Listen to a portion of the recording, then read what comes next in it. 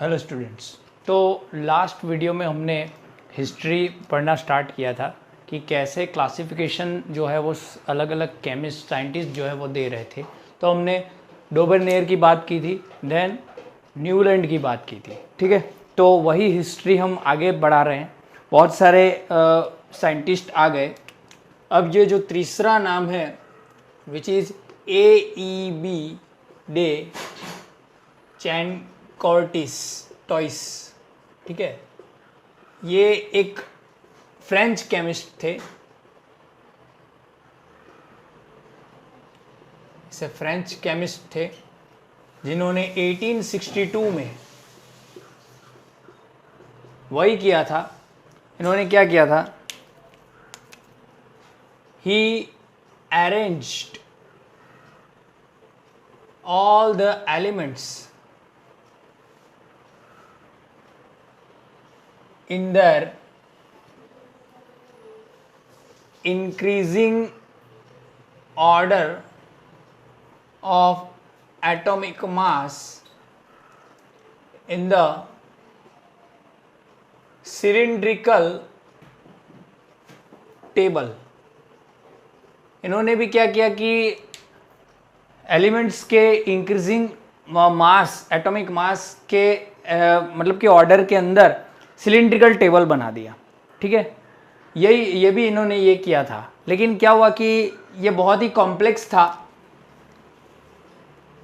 Because of the table was very complex, समझने के लिए बहुत ही कॉम्प्लेक्स था। इट फेल्ड, वो क्या हो गया? फेल्ड हो गया, ठीक है। क्या हो गया? फेल हो गया। बहुत सारे आए थे वैसे, ये हमारे एनसीईआरटी में नहीं है शायद, लेकिन ये मैं बता रहा हूं, ठीक है। फोर्थ वन थे Lothar mayor in 1869, Lothar Meyer, ठीक है। अब सीधी सी बात मैं बोल दूं कि लोथर मेयर और मेंडेलीव, दमित्री मेंडेलीव, ठीक है, वो दोनों ने एक ही बोल सकते हो कि एक ही सदी में या एक ही टाइम के अंदर इन्होंने प्रपोज किए थे। लेकिन मेंडेलीव जो है वो ज़्यादा सक्सेस उनको मिली, इनको नहीं मिली। क्यों? वो मैं आज बाद में बताता हूँ। इन्होंने क्या किया? ही plotted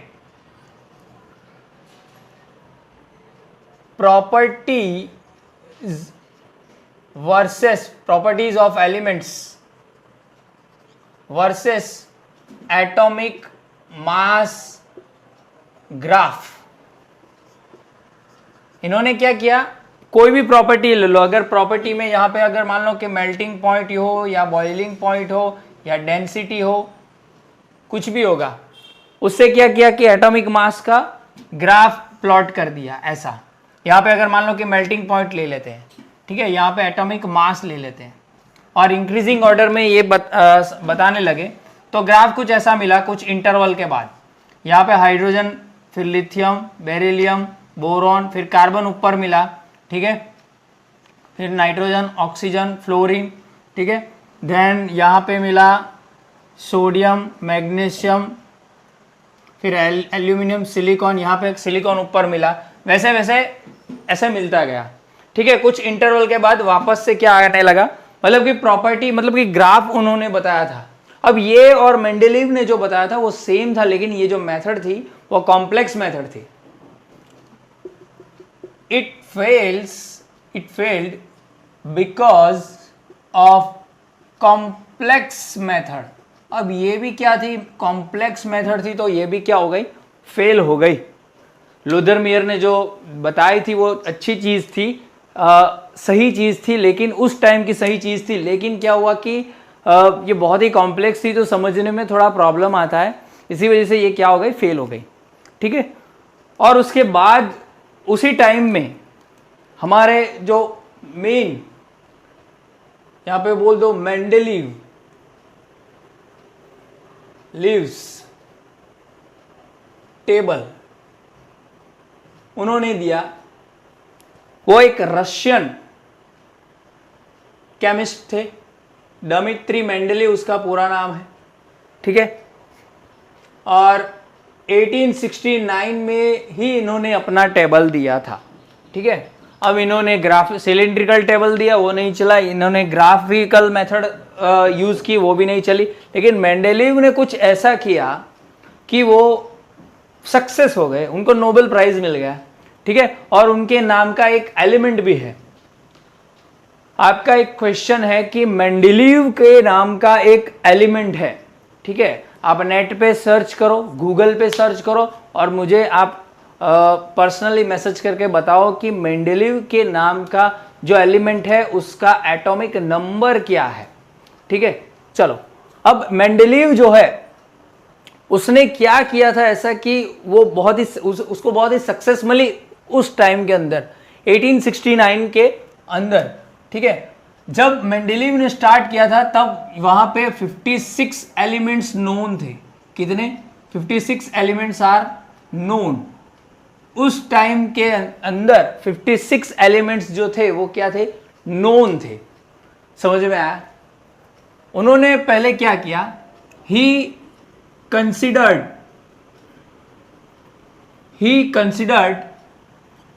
mainly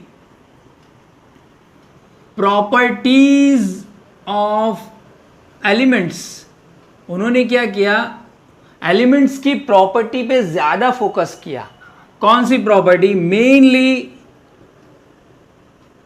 are hydrides and oxides. Mainly दो प्रॉपर्टी थी, हाइड्राइड्स एंड ऑक्साइड्स। किसी भी एलिमेंट के हाइड्रोजन के साथ रिएक्ट करने के बाद जो बनता है प्रोडक्ट वो हाइड्राइड्स होते हैं, और ऑक्सीजन के साथ जो भी बनता है रिएक्शन करने के बाद वो ऑक्साइड होता है। ठीक है, तो हाइड्राइड्स और ऑक्साइड के पे उन्होंने क्या किया कि ज्यादा फोकस किया। ठीक है, जैसे कि मान लो कि अगर दो एलिमेंट की बात करूं मैं, ठीक है, यहां पे कार्बन ले लो और यहां पे हम ले लेते हैं नाइट्रोजन। ठीक है, कार्बन और नाइट्रोजन। अब कार्बन के हाइड्राइड्स की बात करूं मैं, यहां पे लिख लेता हूं मैं हाइड्राइड्स और ऑक्साइड्स। यहां पे लिख लेता हूं मैं हाइड्राइड्स और ऑक्साइड्स। तो कैसे उन्होंने मतलब कि क्या किया? जब कार्बन अपने हाइड्रोजन के साथ रिएक्ट करेगा तो क्या बनाएगा? आपको मालूम है, मीथेन बनेगा, मतलब कि CH4 बनाएगा, और ऑक्साइड के साथ बनाएगा CO2। जब नाइट्रोजन हाइड्राइड्स के साथ रिएक्शन करेगा तो NH3 बनाएगा, और यहां पे क्या बनाएगा? N2O3 बनाएगा जनरली। ठीक है, NO2 भी आता है लेकिन जनरली N2O3 बनाएगा। ठीक है, तो अब यहां पे इसका अगर ये CH4 बना रहा है और CO2 बना है तो इसका जनरल फॉर्मूला क्या होगा? जनरल फॉर्मूला इसका अगर मान लो होगा RH4 और इसका होगा RO2। वैसे ही इन दोनों का जनरल फॉर्मूला हो गया। देखो ये एक जनरल फॉर्मूला आ गया। ठीक है, RH4 और RO2। वैसे ही इस टाइप के इसका क्या हो जाएगा? RH3 R2O3।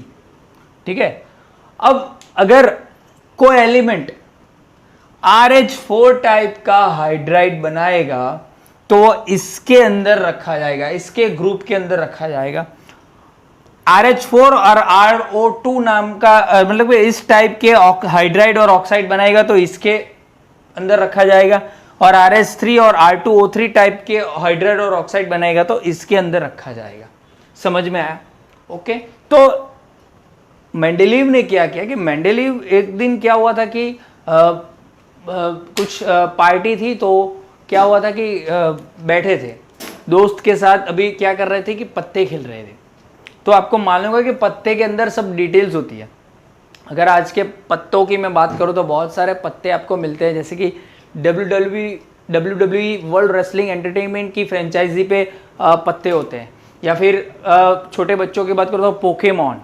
ठीक है, तो पोकेमॉन के अंदर जितने भी पोकेमॉन्स हैं उनकी डिटेल वाले पत्ते मिलते हैं। Even you can see Marvel के अंदर जो हीरोज है, एवेंजर्स मूवी के अंदर स्पाइडरमैन है, आयरन मैन है, थॉर है, तो वो सभी उन लोग की फ्रेंचाइजी के जो पत्ते मिलते हैं तो उसी पत्तों के अंदर सभी हीरोज के डिटेल्स लिखी होती है। ठीक है। अगर मान लो कि थॉर की बात करो तो थॉर की बाइसेप्स कितने हैं, हाइट कितनी है, ठीक है, उसका नाम क्या है, उसका वेट क्या है, ठीक है, और उसका मतलब कि वो कहाँ का है, एसगार्डियन है, ठीक है, उसका मतलब कि उसका जो अटैक है वो क्या है। स्पाइडरमैन की बात करो, स्पाइडरमैन जो है उसकी वेट क्या है, उसका नंबर क्या है, वो पूरी डिटेल लिखी होती है। या वर्ल्ड रेसलिंग एंटरटेनमेंट के पत्तों की बात करूँ तो आपने देखा होगा कि सभी सुपरस्टार जो WWE के होते हैं ना, उसकी डिटेल होती है कि उसकी चेस्ट क्या है, बाइसेप्स क्या है, उसकी हाइट क्या है, उसने कितनी मैचेस लड़ी हुई है, कहाँ कब उसने एंट्री की थी WWE के अंदर, वो सारी डिटेल्स वो पत्तों के अंदर लिखी होती है। तो वैसे ही जब वो पत्ते खेल के आए शाम को, तो उन्होंने सपनों में देखा कि अगर जब ये एलिमेंट के जो ये जो प्रॉपर्टीज है, ये प्रॉपर्टीज ही है, ये हाइड्राइड्स और ऑक्साइड बात करो, इसका मेल्टिंग पॉइंट की बात करो, बॉइलिंग पॉइंट की बात करो, इसकी डेंसिटी की बात करूँ, ठीक है, तो ये सभी जो है वो प्रॉपर्टी है। तो वो सभी प्रॉपर्टी को अगर मैं एक पत्तों पे लिख लूँ तो कैसा रहेगा। तो उन्होंने ऐसा ही किया, उन्होंने पत्ते बनाए, मतलब कि एक पत्ता बनाया यहाँ पे, जैसे मान लो कि हाइड्रोजन का पत्ता बनाया, यहाँ पे लिख लिया हाइड्रोजन, ठीक है। एटॉमिक मास पहले लिखा 1 AMU, ठीक है। फिर यहाँ पे हाइड्राइड्स लिखा, हाइड्राइड्स क्या बनेगा, हाइड्रोजन जब हाइड्राइड बनाता है तो क्या बनता है, H2 बनता है, ठीक है। ऑक्साइड क्या बनेगा, ऑक्साइड बनेगा H2O। उसके बाद उसकी डेंसिटी लिख ली, ठीक है। फिर वापस से दूसरी कोई प्रॉपर्टी लिख ली, मतलब कि ये कार्ड बन गया, ऐसे कार्ड उन्होंने बनाने स्टार्ट किए। जब उन्होंने कार्ड बनाने स्टार्ट किए तो पहला कार्ड जो है वो उन्होंने हाइड्रोजन का बनाया,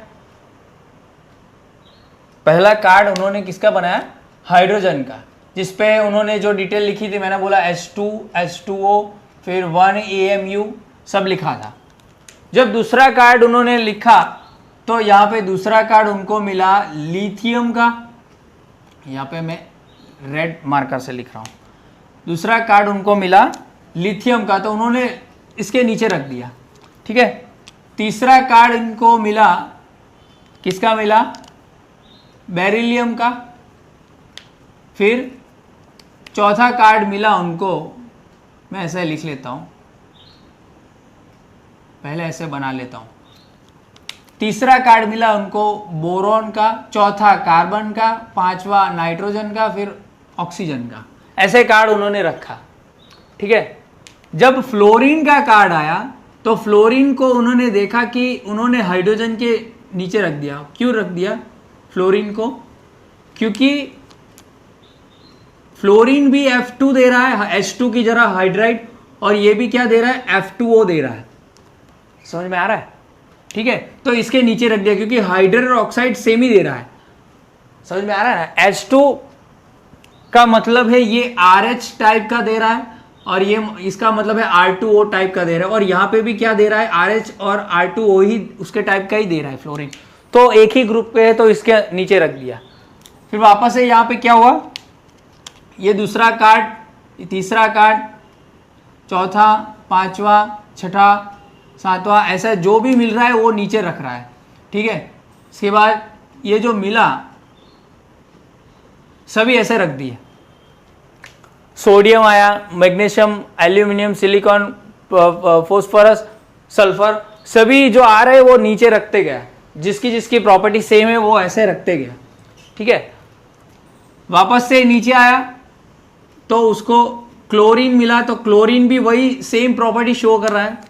क्लोरीन जो शो कर रहा था वो क्या कर रहा था, Cl2 और Cl2O शो कर रहा था, पर क्लोरिक बोलते हैं इसको। तो ये सेम ही दिया था, तो ये पूरा ऐसा ग्रुप बना दिया। ऐसे ऐसे कार्ड जिसका सेम है इस टाइप का, मैंने बोला ना ये RH4 RO2, वैसे ही यहाँ पे RH और R2 वो सभी, मैं अभी टेबल जब आपको बताऊंगा तो आपको ज्यादा पता चलेगा। तो हाइड्राइड्स और ऑक्साइड के बेसिस पे उन्होंने क्या किया कि ये कार्ड बना दिया, और उस कार्ड के बेसिस पे उसने क्या किया कि टेबल बनाया। समझ में आया। और टेबल किसके बेसिस पे बनाया, टेबल उन्होंने दो बेसिस पे बनाया, with increasing order of atomic mass. उन्होंने कैसे अरेंज किए एलिमेंट्स, इंक्रीजिंग ऑर्डर में, एटॉमिक मास के इंक्रीजिंग ऑर्डर में उन्होंने अरेंज किए, और जिसकी फिजिकल प्रॉपर्टी सेम है, जैसे कि ये फिजिकल प्रॉपर्टी सेम, फिजिकल और केमिकल प्रॉपर्टी सेम है। अब यहाँ पे देखो हाइड्रोजन भी गैस है, ये भी गैस है, फ्लोरीन भी गैस है और क्लोरीन भी गैस है, ठीक है। तो फिजिकल और केमिकल प्रॉपर्टी जिसकी भी सेम है, उन्होंने उसको क्या किया कि एक ही बॉक्स के अंदर रख दिया, मतलब कि एक ही ग्रुप के अंदर रख दिया, ठीक है। वैसे उन्होंने क्या किया कि एक रशियन लैंग्वेज में टेबल बनाया, उसका कन्वर्जन हमें मिल जाएगा बुक के अंदर, लेकिन वो जो ओरिजिनली था वो रशियन लैंग्वेज में था, ठीक है। इतना क्लियर हो गया, समझ में आ गया। अब सीधी सी बात है, अगर स्कूल के अंदर अब अगर आपको सभी दिन के पीरियड याद रखने हो तो आप नहीं रख सकते, लेकिन अगर एक अच्छा सा टेबल बना हुआ तो आपको पता चल जाएगा देख के ही कि हाँ चलो मंडे का है तो मंडे का शेड्यूल क्या है, सैटरडे का शेड्यूल क्या है, सैटरडे को देख लोगे आप, संडे तो हॉलीडे रहता है, तो वो सभी चीज़ें आपको क्लियरली टेबल के अंदर पता चल जाएगी। और इसी टेबल को क्या किया कि इसने उस टाइम के अंदर 1869 के अंदर क्या किया, बना दिया, और वो बहुत ही अच्छी तरीके से उन्होंने बनाया था, बहुत ही ज़्यादा एफर्ट था उनका, और उसी वजह से क्या हुआ कि वो बहुत ही ज़्यादा मशहूर हो गए और उन्होंने पब्लिश भी कर दिया और बहुत ही मतलब कि नाम कमा लिया उन्होंने उस टाइम के अंदर, ठीक है। तो इतना आप नोट करो। उसके बाद जो है वो हम क्या करेंगे, पहले उसका पीरियडिक टेबल जो है वो देख लेंगे, थोड़ा ज़्यादा समझ में आएगा मैं क्या बोलना चाहता हूँ। उसके बाद जो है उसके डीमेरिट्स और उसके जो एडवांटेजेस है और उसके जो मतलब कि वो क्यों फेल हो गया वो भी देखेंगे, ठीक है। तो ये नोट करो।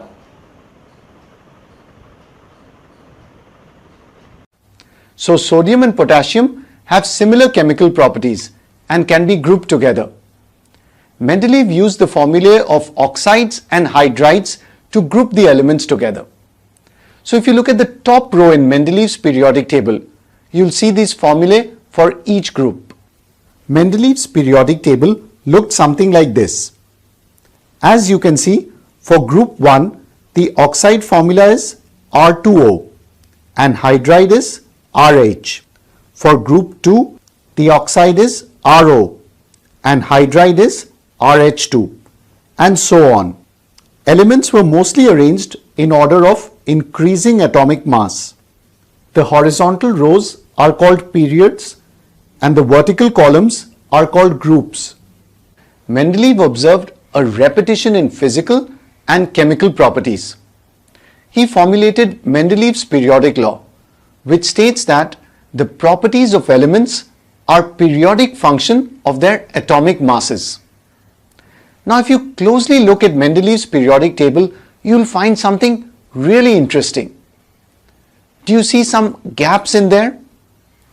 This was the genius of Mendeleev. This was his sheer brilliance, because he didn't forcefully try to fit the elements into his table. Remember, at that time, only 63 elements were discovered.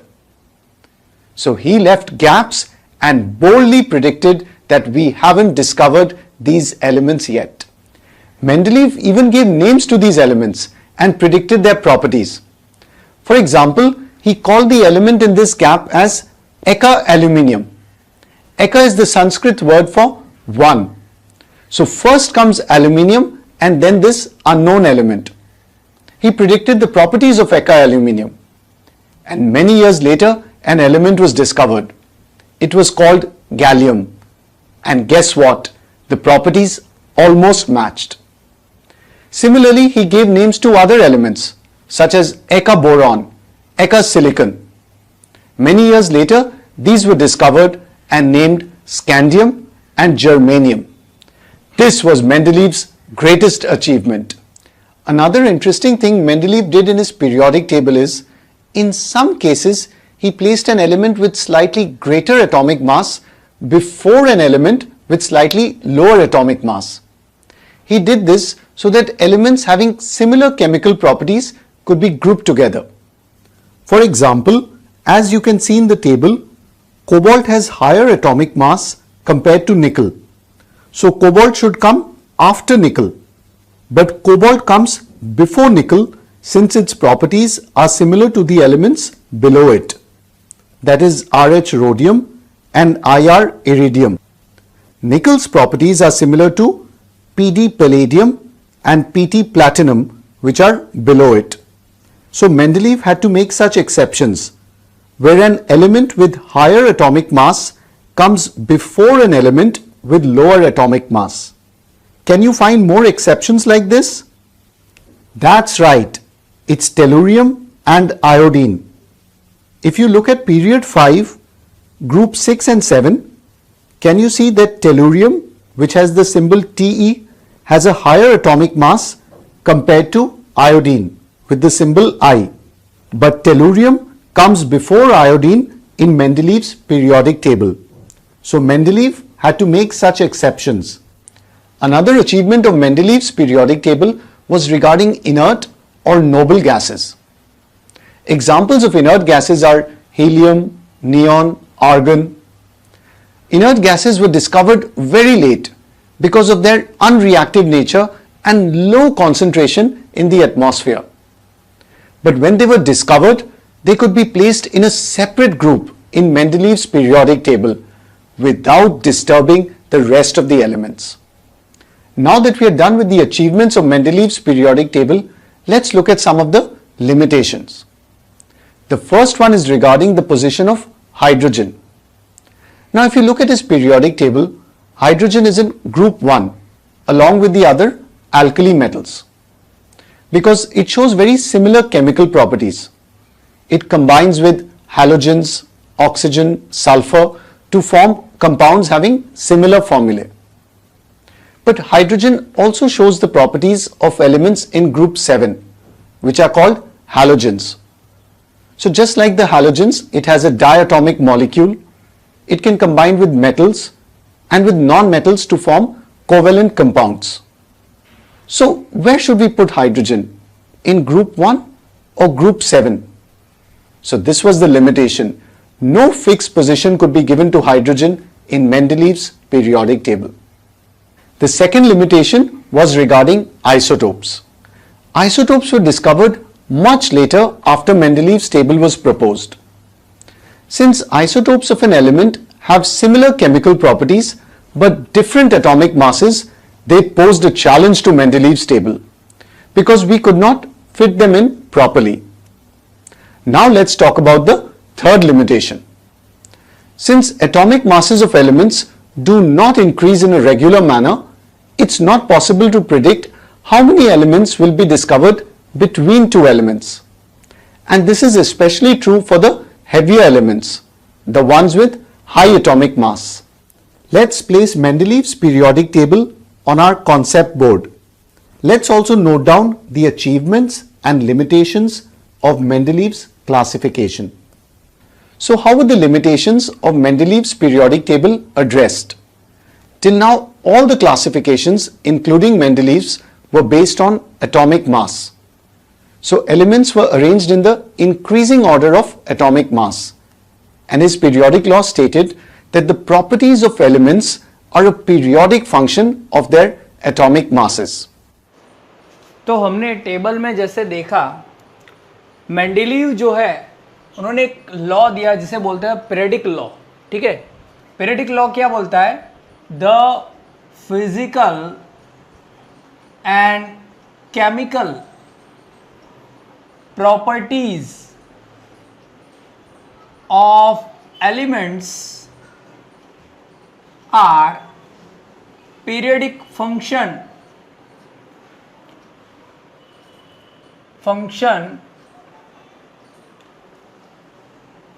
properties of elements are periodic function of their atomic mass. ये law बोला था Mendeleev ने कि the physical and chemical properties of elements are periodic function of their atomic weights या mass. ठीक है, ये periodic law था जिसे periodic law of Mendeleev's table भी बोल सकते हो. इसका मतलब क्या है? पीरियडिक फंक्शन का मतलब क्या है? इसका मतलब है रेगुलर इंटरवल. मतलब कि अगर मान लो कि आपको मालूम है कि आप स्कूल के अंदर जाते हो तो पहला लेक्चर आपका या तो फिर मैथ्स का होगा या फिर आपका क्लास टीचर जो भी होगा उसका होगा, क्योंकि आपको अटेंडेंस भी लेनी पड़ती है उनको. ठीक है, उसके बाद जो है वो दूसरों का लेक्चर होगा, केमिस्ट्री का या फिजिक्स का होगा या मैथ्स का होगा या बायोलॉजी का होगा. लेकिन एक बार आपने क्रॉस कर दिया, पूरी स्कूल खत्म हो गए, आप घर पे जाओगे, छुट्टी है, उसके बाद वापस से दूसरे दिन वही लेक्चर क्लास टीचर का होगा, तो ये इंटरवल हो गया। वैसे ही उन्होंने क्या बोला कि उन्होंने जो टेबल ये दिया था, जो हमने देखा, वो टेबल जो था वो क्या था कि जब आप इंक्रीजिंग ऑर्डर पे जाओगे टेबल के अंदर, तो वापस से जब आओगे तो प्रॉपर्टी जो है वो क्या होगा, सिमिलरली होगी। कुछ इंटरवल के बाद जो प्रॉपर्टी है वो क्या होगी, सिमिलर हो जाएगी। ठीक है, कुछ इंटरवल के बाद, जैसे कि आप मानो कि इंक्रीजिंग ऑर्डर पे जा रहे हो, वापस से यहाँ पे आओगे तो यहाँ पे जो एलिमेंट होगा और ऊपर का एलिमेंट, वो दोनों की प्रॉपर्टी क्या हो जाएगी, सिमिलर हो जाएगी। मतलब कि कुछ इंटरवल के बाद क्या होता है, सिमिलर हो जाती है। कब, जब हम इंक्रीजिंग ऑर्डर में, एटॉमिक मास के इंक्रीजिंग ऑर्डर में जब एलिमेंट्स को रखेंगे तब। इसी वजह से इसको क्या बोला, फिजिकल केमिकल प्रॉपर्टी का पीरियडिक फंक्शन बोला, किसको, एटॉमिक मास को बोला। मेंडेलीव ने पीरियडिक फंक्शन किसको बोला, एटॉमिक मास को बोला। समझ में आ गया? ओके, चलो अब ये चीज तो पता चल गई, टेबल भी हमने देख लिया। ठीक है, अब हम देखते हैं कि एडवांटेज या सक्सेस, उन्होंने क्या क्या सक्सेस उनको मिली थी। ठीक है, तो फर्स्ट है simple and easy study of elements. इसका मतलब क्या है, टेबल को देख के, ठीक है, टेबल को देख के आप इजीली किसी भी एलिमेंट की जो प्रॉपर्टीज है उसकी स्टडी कर सकते हो। ठीक है, from using Mendeleev's table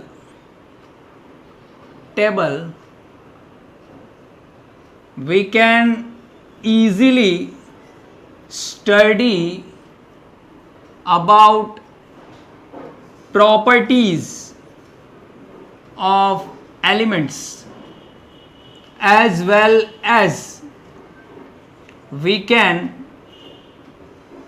predict some of properties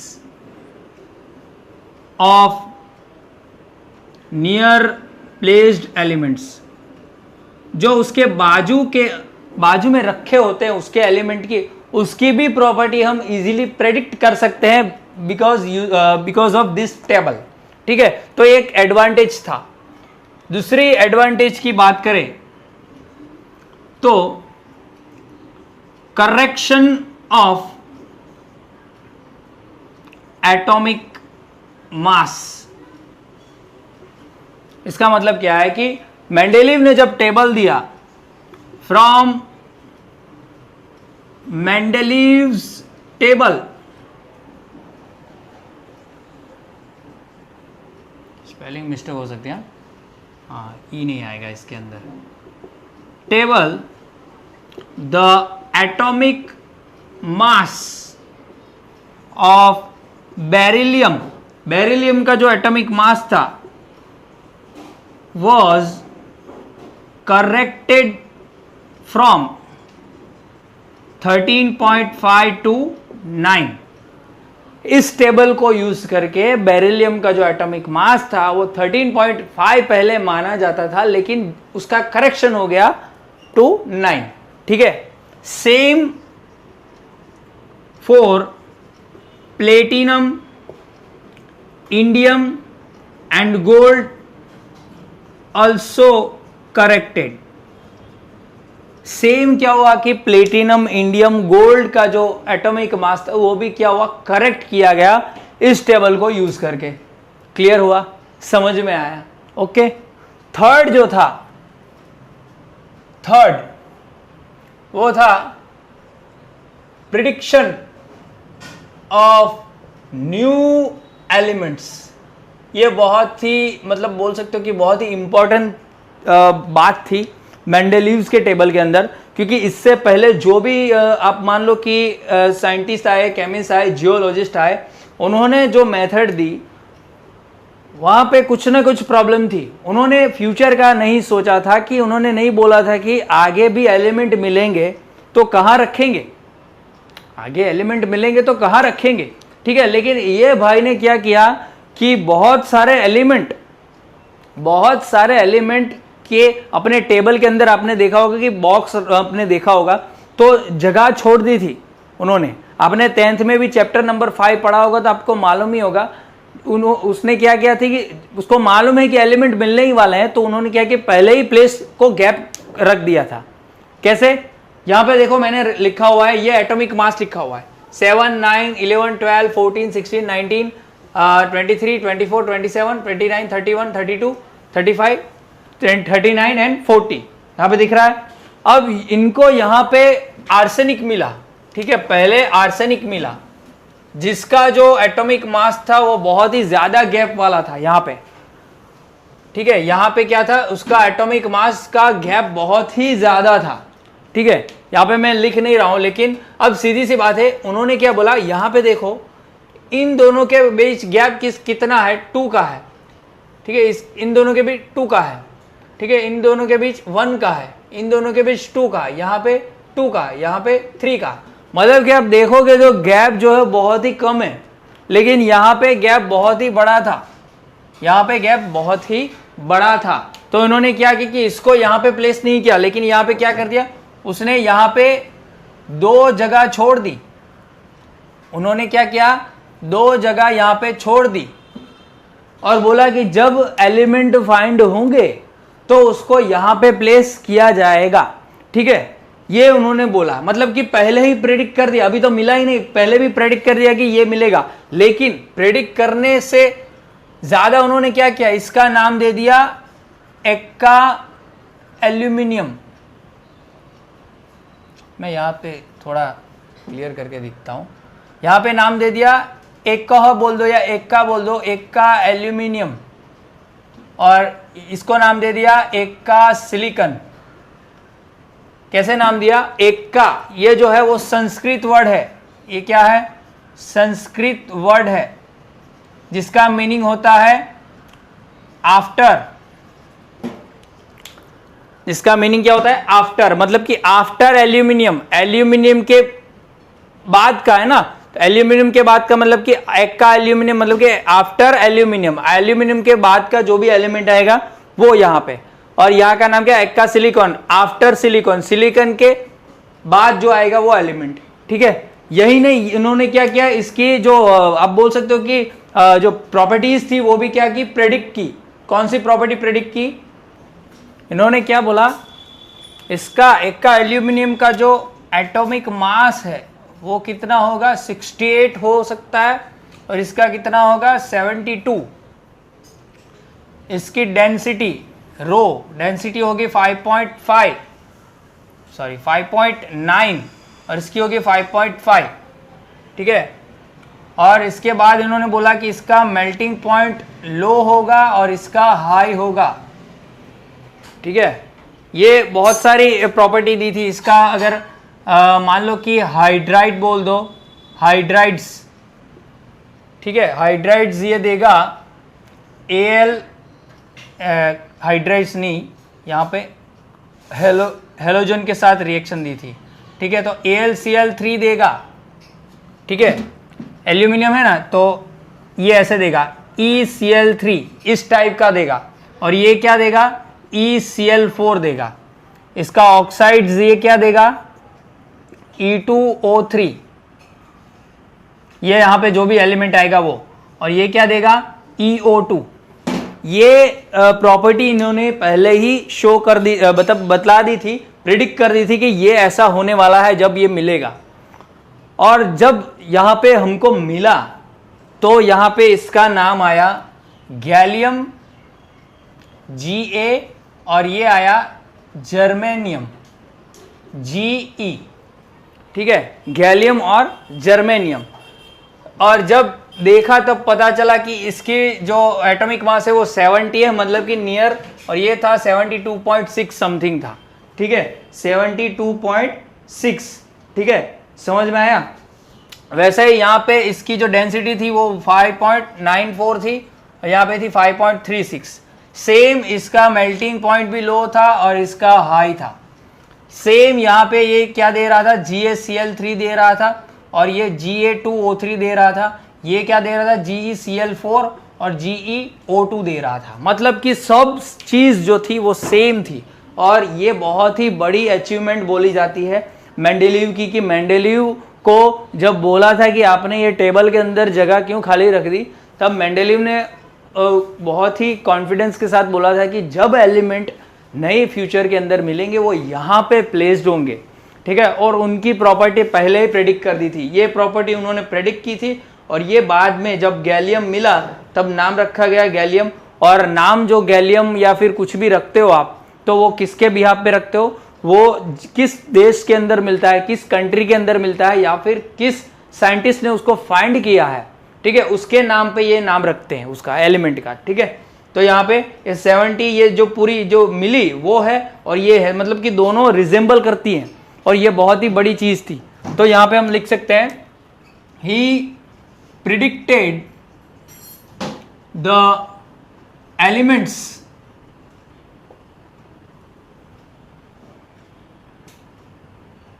and placed he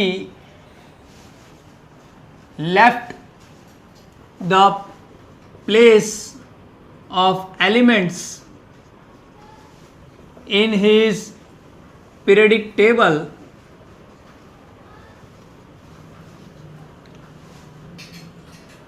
he also gave some of also यहाँ पे लिख लेते हैं predicted some of properties of those elements which are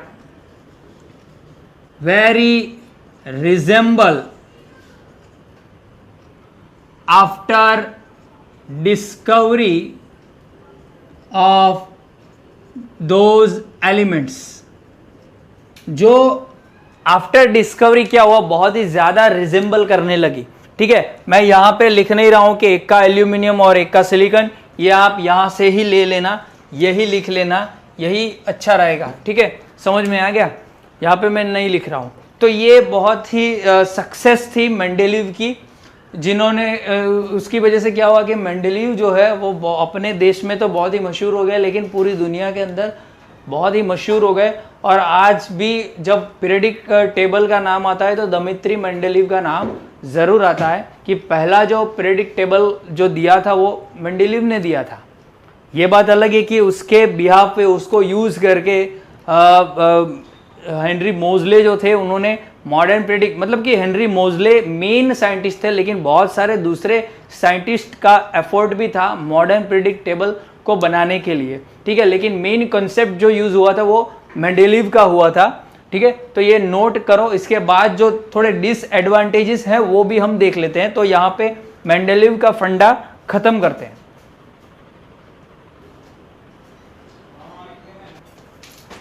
तो फर्स्ट ड्रॉबैक जो है वो है एनामलस पेयर्स। मेंडेलीव ने क्या किया कि even doesn't follow his own rule, मतलब कि वो खुद का रूल ही नहीं फॉलो कर रहे थे। क्या पीरियडिक वाला, increasing order of their atomic mass वाला जो रूल था वो ही नहीं फॉलो कर रहे थे। क्यों? जब हमने देखा इन तीनों को साथ में रखा था, ठीक है, तो इसका एटॉमिक मास 58.9 है और इसका 58.6 है। तो इंक्रीजिंग ऑर्डर की बात करें तो ये तो यहाँ पे आना चाहिए और ये यहाँ पे आना चाहिए, लेकिन क्या हुआ कि इन्होंने ऐसे ही रखा। टेलरियम और आयोडीन के केसेस में भी यही हुआ। या इसका 126 है, इसका 127, इसका 126, तो इसको यहाँ पे होना चाहिए, इसको यहाँ पे होना चाहिए, लेकिन क्या हुआ, इन्होंने ऐसे ही रखा। जब उनको पूछा गया तो उन्होंने क्या बोला, he stated that because of the properties are similar of their elements, the placed are as follow, breaking the rule of increasing order of atomic mass. क्योंकि प्रॉपर्टी जो है वो एक ही ग्रुप के अंदर सेम आनी चाहिए, ठीक है। इसी वजह से जो हाइड्राइड की बात करो, अगर मानो कि मैं यहां पे आपको दिखाऊं और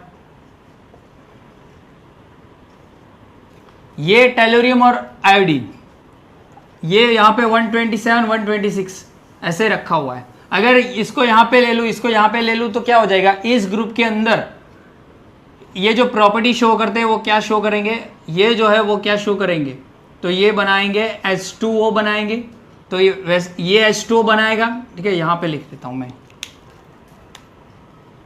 ये ऑक्सीजन हाइड्राइड बनाएगा H2O, तो ये भी क्या बनाएगा, H2S बनाएगा, ये भी H2SE बनाएगा, वैसे ही ये भी बनाएगा H2TE, ठीक है। और ये क्या बनाएगा, ये HF बनाएगा, तो ये HCl बनाएगा, ये HBr बनाएगा, तो ये भी HI बनाएगा, ठीक है। अगर ये चेंज कर दूंगा तो ये प्रॉपर्टी भी चेंज हो जाएगी ना, इसीलिए इन्होंने क्या किया कि ऐसे रखा। लेकिन प्रॉब्लम ये है कि ये जो रूल है इंक्रीजिंग ऑर्डर वाला वो ब्रेक हो गया, कुछ ना कुछ तो प्रॉब्लम है। तो ड्रॉबैक ये बहुत ही बड़ा था कि इन्होंने क्या किया कि सेम प्रॉपर्टी वाले एक बॉक्स में रखना चाहा, लेकिन क्या हो गया, जो उनका खुद का जो रूल था वो क्या हो गया, ब्रेक हो गया। समझ में आ रहा है, क्लियर हुआ, ठीक है। तो ये बहुत ही बड़ा एक बोल सकते हो कि एनोमलस पेयर्स, ये बहुत ही बड़ा ड्रॉबैक था, ठीक है। दूसरा ड्रॉबैक क्या था, दूसरा मैं यहां पे लिख देता हूं, पोजीशन ऑफ हाइड्रोजन। हाइड्रोजन की पोजीशन जो है वो भी ये समझा नहीं पाए थे। What is the position of hydrogen, तो पहली चीज, it is a versatile element, बहुत ही वर्सेटाइल एलिमेंट है। इवन मॉडर्न पीरियडिक टेबल में भी उसकी अभी तक कोई जगह, प्लेस आप बोल सकते हो कि एग्जैक्ट नहीं है। क्यों, it has similar properties like lithium family and halogen family, या फिर फ्लोरीन फैमिली भी बोल सकते हो, फ्लोरीन फैमिली। कैसे, देखो अब यहां पे मैं लिख लेता हूं, यहां पे लिथियम जो है ये जो बनाते हैं वो LiH बनाते हैं, NaH बनाते हैं, ठीक है, फिर KH बनाते हैं, ठीक है। सॉरी हाइड्रोजन की बात कर रहे हैं तो ये नहीं आएगा, तो क्या Li2O बनाते हैं, Na2O बनाते हैं, K2O बनाते हैं, ठीक है। तो वैसे ही हाइड्रोजन भी क्या बनाता है, H2O बनाता है, तो सेम है, प्रॉपर्टी सेम है ना। अगर मैं फ्लोरीन फैमिली की बात करूं, FClBrI, तो ये कैसे एग्जिस्ट करते हैं, ये एज अ F2 एग्जिस्ट करते हैं, Cl2 एग्जिस्ट करते हैं, Br2 एग्जिस्ट करते हैं, I2 एग्जिस्ट करते हैं, तो वैसे H2 भी एग्जिस्ट करता है, ठीक है। और ये सभी जो है वो क्या है, गैस फॉर्म में है, क्या है, गैसियस है, और ये जो है वो गैसेस नहीं है, ये मेटल्स है। तो प्रॉपर्टी दोनों में रिजेंबल करता है, ठीक है। इसी वजह से ये वर्सेटाइल, ये क्या है, वर्सेटाइल एलिमेंट बोल सकते हैं इसको। और इसको रखने के लिए कहाँ पे रखना है, कैसे रखना है, वो मेंडेलीव बता नहीं पाए थे, which is another a drawback of Mendeleev's periodic table, ठीक है। नाउ थर्ड वन की बात करूं मैं, पोजीशन ऑफ आइसोटॉप्स। चलो अब आइसोटॉप्स कहाँ रखें, आइसोटॉप्स मालूम है आपको क्या है, आइसोटॉप्स मतलब कि same atomic number and different atomic mass. जैसे मैंने आपको बताया था कार्बन के 3 आइसोटॉप्स है, C12, C13, C14। Atomic number तो सेम ही है, ठीक है। तो मेंडेलीव ने क्या बोला था, यहाँ पे मैं बता देता हूँ। यहाँ पे मेंडेलीव ने बोला था कि उसने ऐसा रख दिया था, तो कार्बन का यहाँ पे इसका जो ये आएगा वो 12 है, इसका 14, इसका 16, इसका 19। तो यहाँ पे क्या करोगे, अब कार्बन को यहाँ पे इस 14 को यहाँ पे रखोगे, ये तो नाइट्रोजन की जगह आ गई। तो यहाँ पे ये दोनों को कहाँ रखोगे, कार्बन 14 को कहाँ पे रखोगे, यहाँ पे तो नाइट्रोजन आ गया, तो यहाँ पे इसको निकाल के कार्बन को थोड़ी रखा उसने, ठीक है ना। तो ये आइसोटॉप्स के केसेस में कहाँ पे रखना है वो भी मेंडेलीव जो है वो बता नहीं पाए। Position of isotopes can not be cleared by Mendeleev's periodic table, ठीक है, समझ में आया? Okay, clear? तो इतना नोट करो। फिर दूसरी बात करूं मैं, तो आपने पीरियोडिक टेबल आपने देखा होगा, तो ये कौन सा नंबर है, 4th, ठीक है। तो ग्रुप्स ऑफ डिफरेंट एलिमेंट्स, ये 4th होगा। मतलब ये उसने क्या किया था कि जिसकी प्रॉपर्टी डिफरेंट है उनको साथ में रख दिया था। लिथियम, सोडियम, पोटेशियम के साथ कॉपर, ओरम, प्लेटिनम को रख दिया था, ठीक है। कॉपर, गोल्ड, सिल्वर को रखा था, सॉरी प्लेटिनम नहीं, सिल्वर होगा, Ag, इनको रख दिया था। अब सीधी सी बात है, इन सब की प्रॉपर्टी सेम है, लेकिन ये जो है वो डिफरेंट प्रॉपर्टी शो करते हैं, डिफरेंट प्रॉपर्टी शो करते हैं, तो भी एक ही ग्रुप में रख दिया। ही placed elements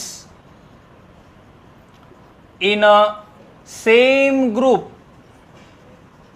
which have different properties, अलग प्रॉपर्टी शो करते हैं, उनको ही एक ही ग्रुप में रख दिया, ठीक है, समझ में आ रहा है ना। तो यही बहुत सारे मतलब कि बोल सकते हो कि डीमेरिट्स थे, ड्रॉबैक्स थे कि मेंडेलीव का जो टेबल था वो क्या हो गया, फुस हो गया। मतलब कि फुस तो नहीं हुआ, लेकिन मतलब कि पूरी तरीके से क्लियर नहीं हो पाया, एक्सेप्ट नहीं हो पाया। इसका कंसेप्ट तो लिया गया है, ऐसा नहीं है कि नहीं लिया गया है, ठीक है। तो यहाँ पे हमने देखा मेंडेलीव्स का टेबल। अब इसके बाद का जो भी टेबल आएगा वो मॉडर्न पीरियोडिक टेबल आएगा, ठीक है। और मॉडर्न पीरियोडिक टेबल जो है वो हम देखेंगे कैसे बना मॉडर्न पीरियोडिक टेबल, और उस पर बात करेंगे। आपका होमवर्क जो मैंने बोला कि मेंडेलीव के नाम का जो एलिमेंट है मॉडर्न पीरियोडिक टेबल में, उसका एटॉमिक नंबर क्या है वो आपको मुझे रिप्लाई करना है, मैसेज करना है, ठीक है। चलो।